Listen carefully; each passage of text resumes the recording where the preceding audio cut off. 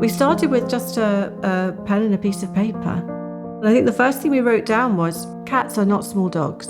And cats are not small people in furry coats either. We need to encourage people to actually learn about the cat, to see what they had that was so unique. And the other thing we wrote was, cats are complicated. We think we know about them, but because they're so enigmatic and they don't give much away, we tend to have these ideas about them that don't necessarily reflect what's really going on. And so I think I put down something like, there's a lot we don't know. I feel besotted about my cat, Vajra.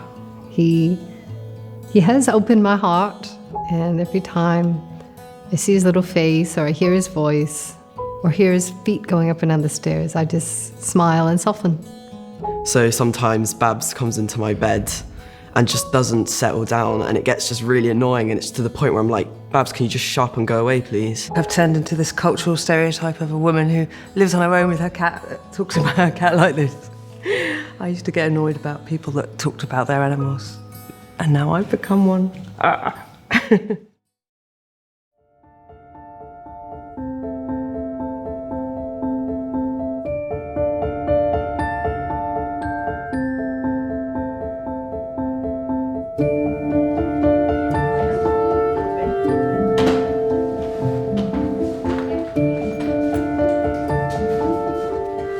International Cat Care's vision is to help all cats, owned and unowned. And we've been asked by people who work in the rescue sector for help, because not only do we understand cats, but we are used to pulling together information, bringing in new information, and putting that together in a way we hope that's practical and that people will be able to use it. Well, cat-friendly homing is looking at that section of cats that actually would be happy to live with people.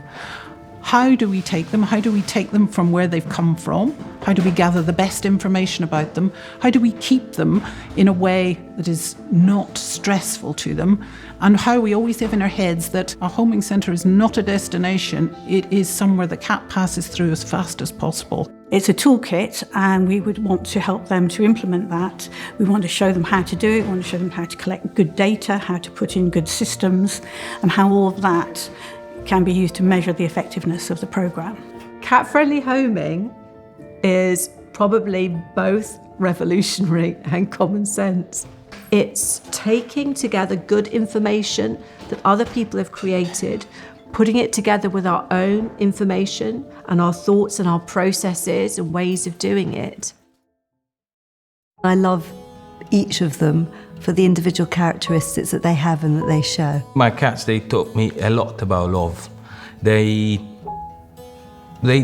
stick with you all the time. I mean, not even a human being probably will do that. The thing I like to do most is watch TV with my cat. What history do we have? She had been in a pet home but spent most of the time in a crate setup. So what were your observations? What were your experiences of her? Terrified. The materials and the content of the cat-friendly homing is incredibly important. A lot of the stuff is piecemeal out there. Lots of people are working towards these things, but bringing it all together as a kind of repository in a sort of a nice centered place where all that material can be accessed by people, especially people all over the world who are dealing with much more challenging situations, is really important. And I think it's so important to get those messages out there. When we allocated a traffic light assessment colour to her at the very beginning, and obviously over the next period of time, what colour? Well, it was red. Red. And it pretty much stayed red. Red.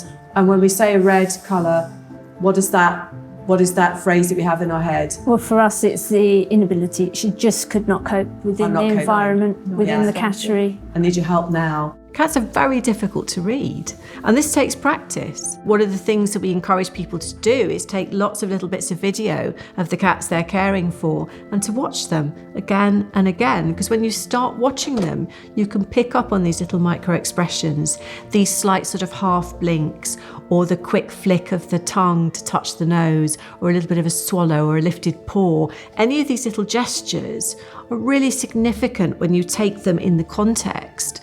So people learn to talk about behaviour and body language and how to interpret it. eyes moving, but the rest of the body moving very little. Oh, bless. Oh. I think we can assess suitable homes quite readily now, so we can make better judgments on what would suit a cat compared to previously. So we have a high success rate at making sure we get the right outcome for each cat.